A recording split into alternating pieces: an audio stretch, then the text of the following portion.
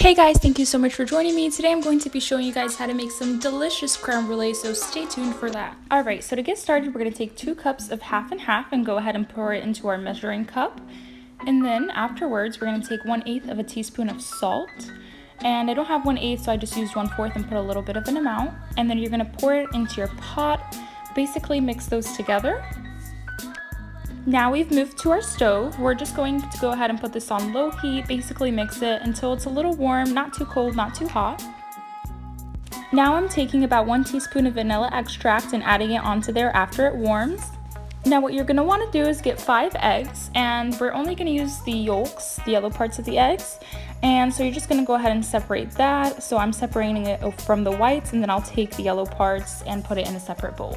What I'm doing now is adding about 1/2 cup of sugar to the yolks, and I'm just going to go ahead and give this a good stir until it becomes fluffy and creamy like. So you'll just go ahead and see me do that. I'm going to fast forward a little bit so that way it's not too long.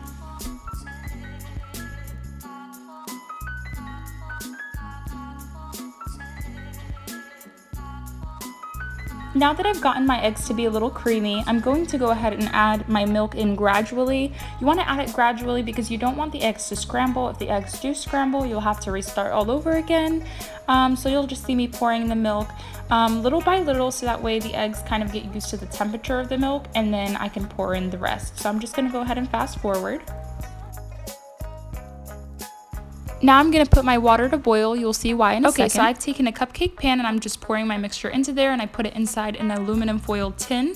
In the aluminum foil tin, you're going to go ahead and add your boiling water onto there. Make sure you don't touch your mixture such as I did with the water. It won't work out well. Now I'm going to go ahead and take this and put it in my oven, which I preheated for 325 degrees for about 50 minutes. Okay, so after that, you're going to go ahead and blowtorch some sugar onto there. Mine didn't come out as pretty because I kind of messed up on the blowtorching part, but they taste delicious though.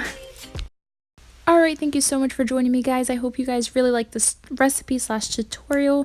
Make sure you comment, like, subscribe, and I'll see you guys next time.